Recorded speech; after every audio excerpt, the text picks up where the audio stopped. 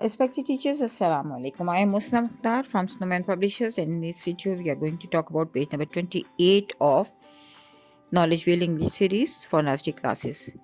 Look here, this is page number 28 and two icons at the top of this page, reading and take, and this is again about story comprehension. Tim and Kim. Dictation words जो हैं वो इसके हैं Tim, kid, pen, pet, dig, sweat, fig, Kim, wig and bin. यहाँ पे हम जो है बच्चों को जो हमारा ई वॉवल है उसके अराउंड हम बच्चों को इस कहानी पढ़ा रहे हैं या कहानी सुना रहे हैं. Tim is a kid. He has a pen. The pen is in a pit. Tim can dig. He digs and digs. Tim sits in the pit. Tim eats a fig. His friend Kim has a wig. Kim puts the wig in a bin. तो ये बच्चों को आप कहानी पढ़कर सुनाइए, बच्चों से कहिए कि वो खुद भी पढ़ें और बच्चों से इन लफ्ज़ों को बोलिए, जैसे टिम, किड, पेन. तो इसमें मौजूद जितने भी डिक्टेशन वर्ड्स हैं इनको आप बच्चों को, जैसे कि हमने बिगिनिंग मिडल एंडिंग साउंड के कॉन्सेप्ट के साथ किया था, आप उस तरह से भी बच्चों से प्रैक्टिस करवाइए. उसके बाद हमने वर्ड फैमिलीज़ के तहत किया, तो उसमें भी बच्चों से पूछिए कि टिम में कौन सी फैमिली है, तो इम फैमिली है. किड में कौन सी फैमिली है, इड फैमिली है. पिन में कौन सी फैमिली है, इन फैमिली है. इस तरह बच्चों से फैमिली रिकग्निशन भी करवाइए ताकि बच्चे ज़्यादा से ज़्यादा जान सकें. और साथ साथ बच्चों को ये वर्ड्स लिखना भी सिखाएं.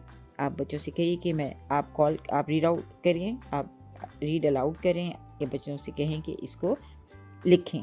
और उसके साथ साथ आप एक एक्टिविटी और कर सकते हैं कि जो भी वर्ड आप बोलने जा रहे हैं उसको आप बोर्ड पर लिखें और चंद सेकंड के बाद उसको इरेज कर दीजिए और बच्चों से कहिए कि वो अपनी कॉपीज़ पे लिखें अपनी मेमोरी को, अपनी मेमोरी की मदद से. तो जब बच्चे ये लिखें तो उसके बाद आप दोबारा वो वर्ड लिखिए और बच्चों से कहिए कि वो रीचेक करें कि उन्होंने ठीक लिखा है कि नहीं लिखा.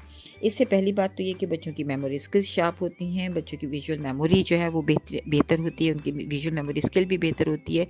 साथ साथ जो है उनकी रीडिंग एंड राइटिंग इम्प्रूव होती है.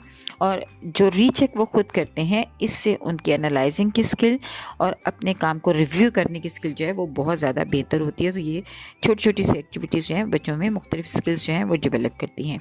उसके बाद आप स्टोरी कॉम्प्रीहेंशन कर सकते हैं कि for example, who has pen, so Tim has a pen.